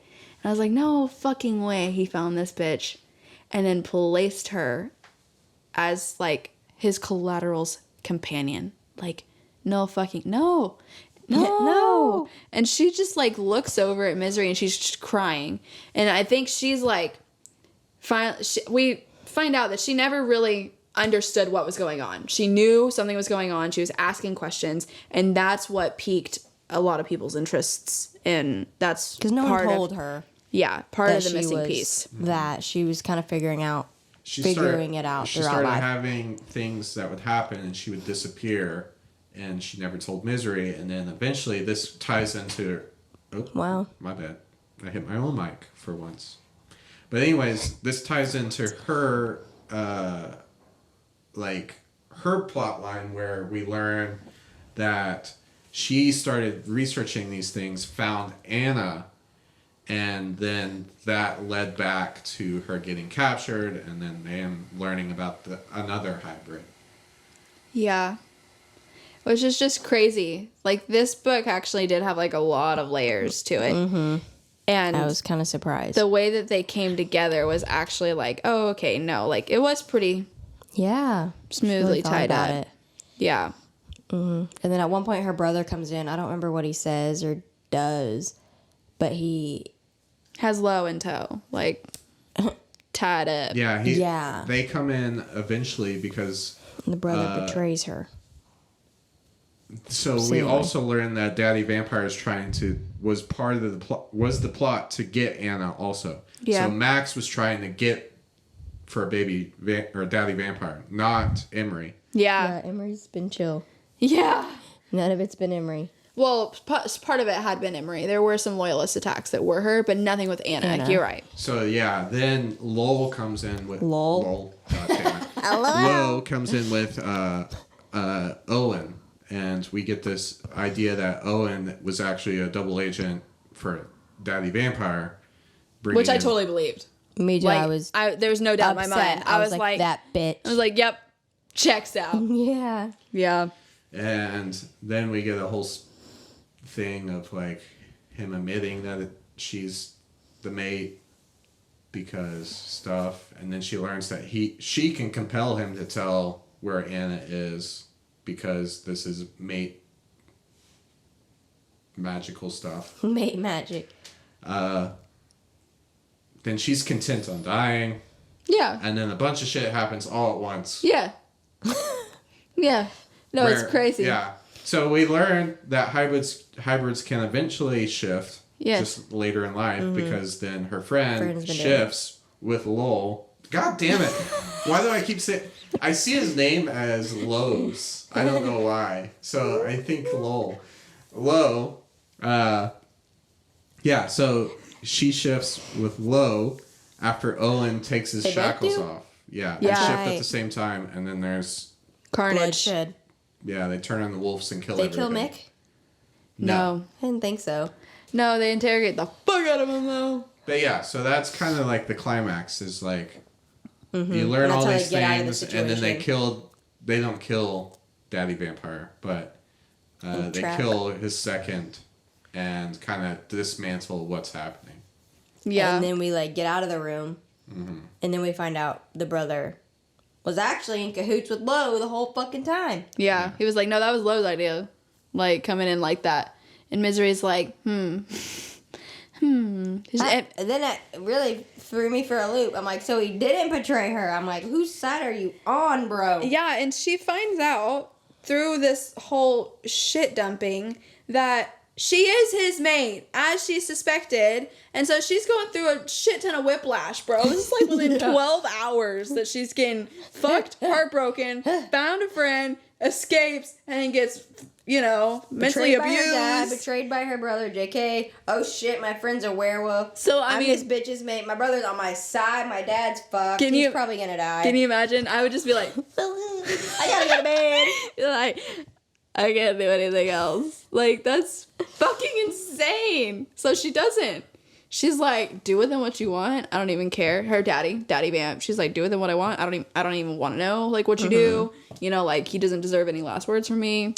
Peace out. And she goes and finds her childhood bedroom and she just knocks out. And I'm like, good on you. You need a nap before you say anything, babes. Like, for real. Sounds good. And then Owen becomes head of the vampires. I mean, everything like... And this is where the book should have ended, but let's continue. Well...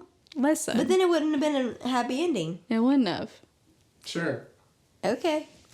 So she stays with the vampires for a while. I don't know how long. It's only a couple days. Yeah, it's like 3 or 4 days. But still. That's a long time. She stays at the nest a couple days, and then she goes back to her place for... The apartment? A little bit. Because she's with her friend. And at some point, I don't remember how, but she decides to go... She takes Serena, right? Yeah. To the werewolves. Because, Serena doesn't really feel at home anywhere.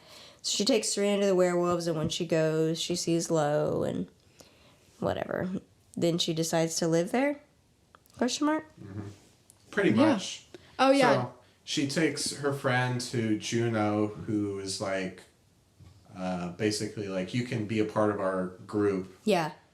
And they go off and do werewolf things, and she says some snarky comment about... Sniffing each other's butts. Yeah. And then she goes back to their...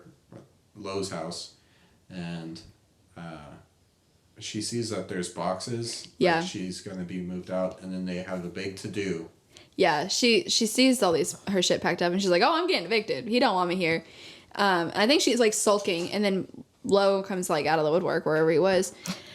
And I think she's, like, trying to hide her emotions, and he's just ecstatic to see her. Like, she can see it on his face, and... I can't really remember the conversation. It was a pretty mild conversation. But it was basically hashing out, you're my mate.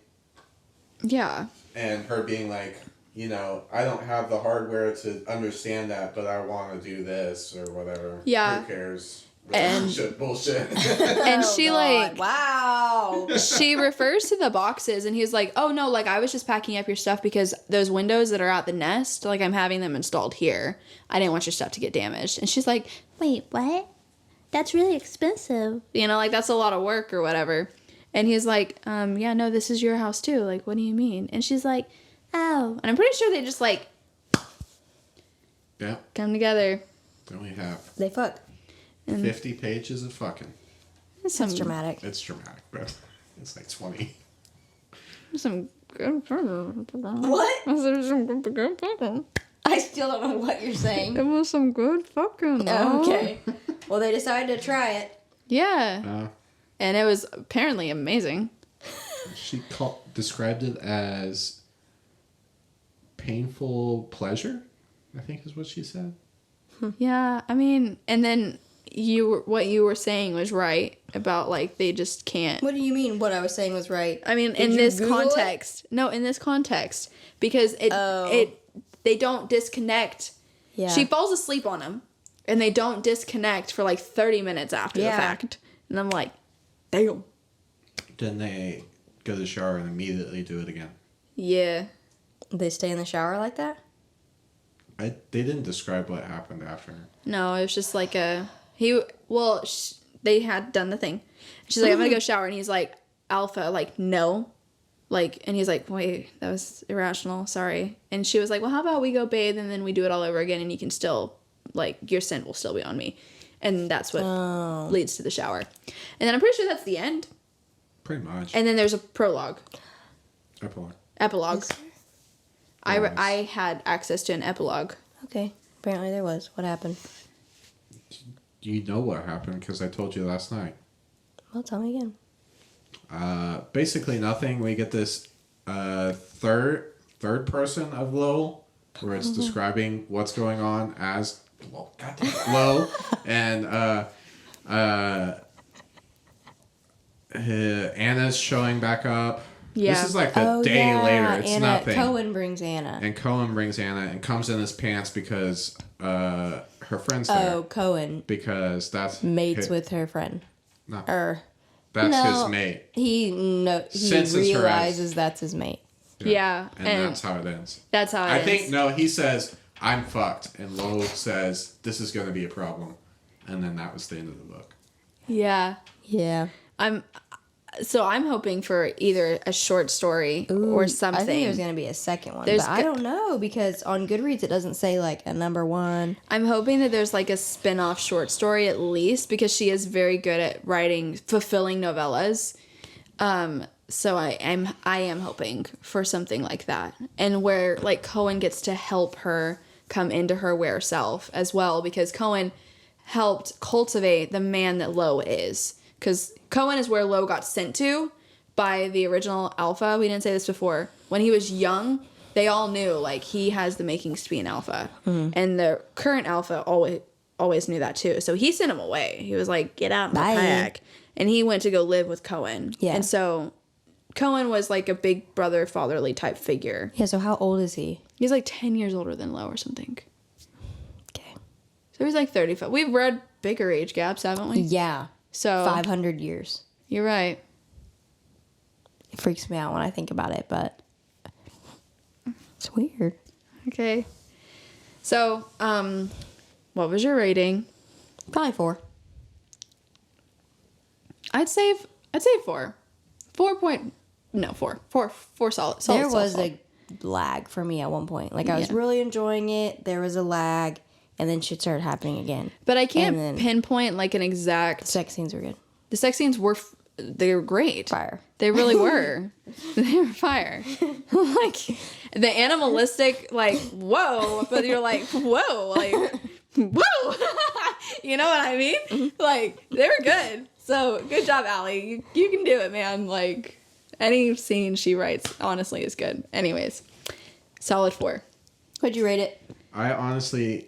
don't know what to rate it, and I'm only going to say this because I don't have context for other books like this, so I don't know where it lands on the spectrum of romance books. Okay. If I was to rate it strict fantasy, it'd be like 1 star, but that's not fair. And I don't your enjoyment.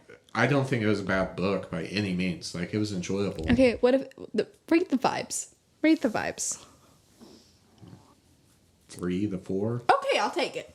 I'll take a 3. I'll take a 3 from Joe. Yeah. Actually. It was not a bad book. Yeah. Like, it was very digestible, really easy to understand, and like, everything was straightforward. Very. Yes.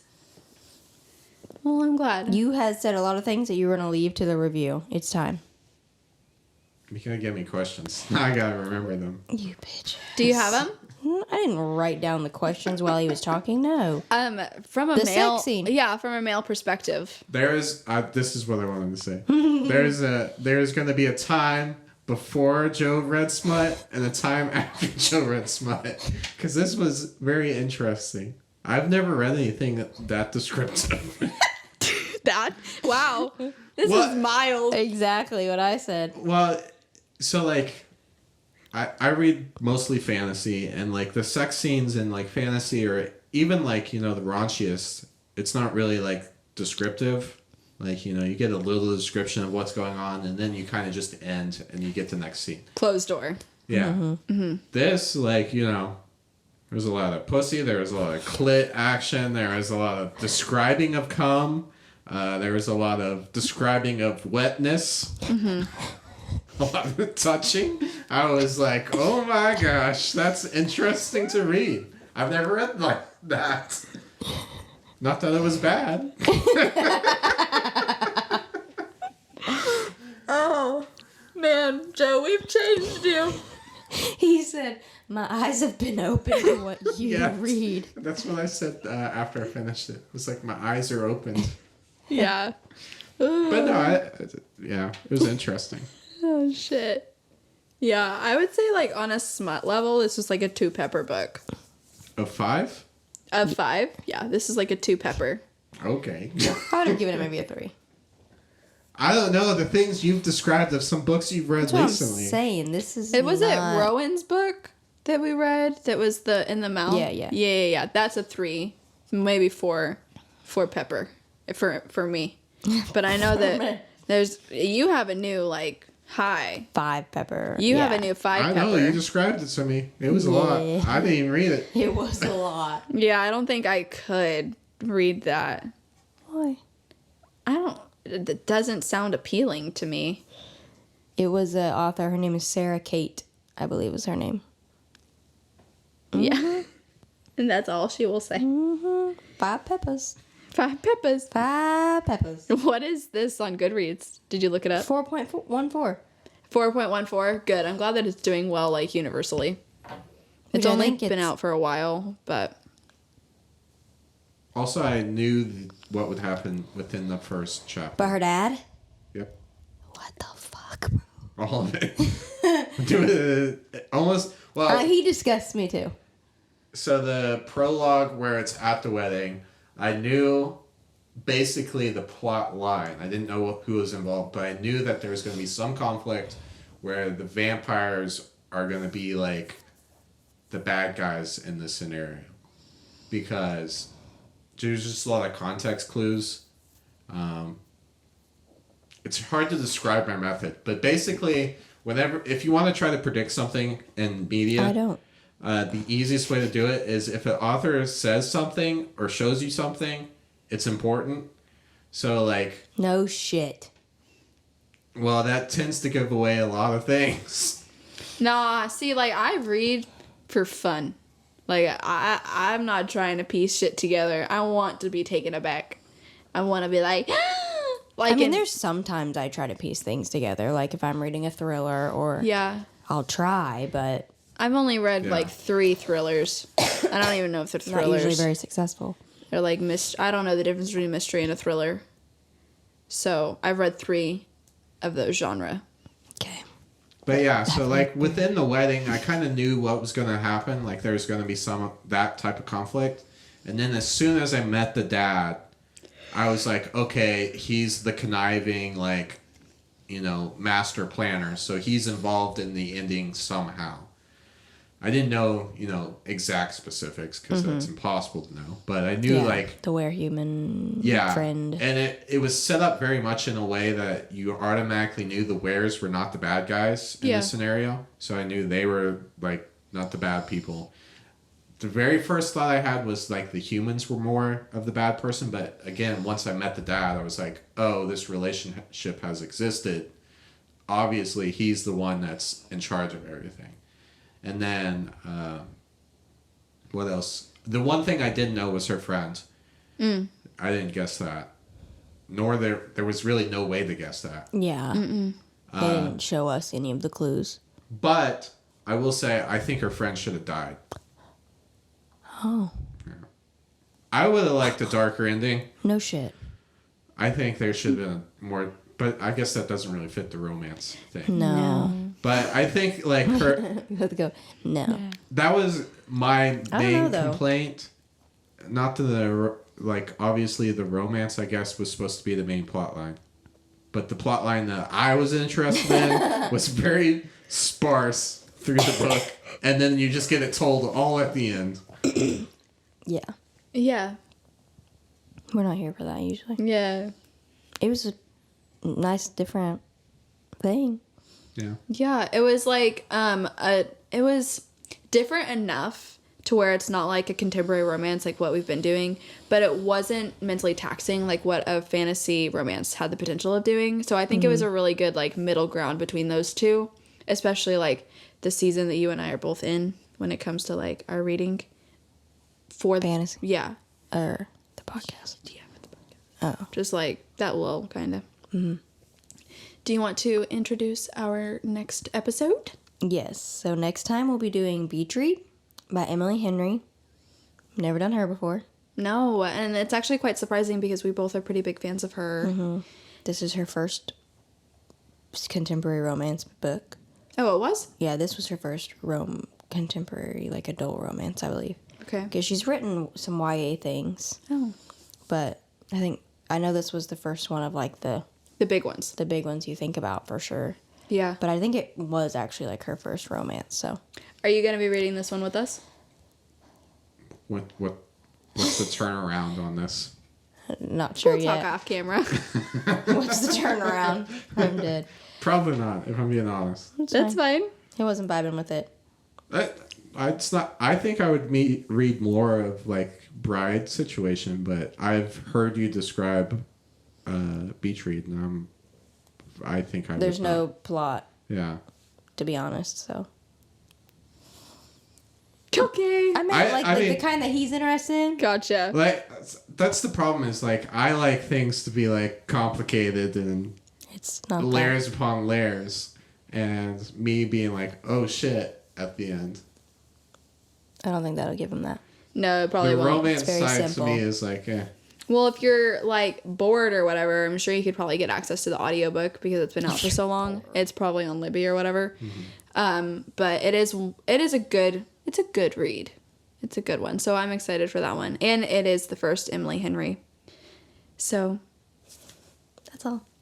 thank you so much for watching, listening, and following us on Instagram at Our Book Boyfriends Podcast. We love to hear from you guys, whether you comment or tag us in fun stuff. I mean, we're looking for any sorts of recs that you have on and off camera. We'd love to chat with you. Thank you so much for being here with us. Bye. Bye. You didn't say bye.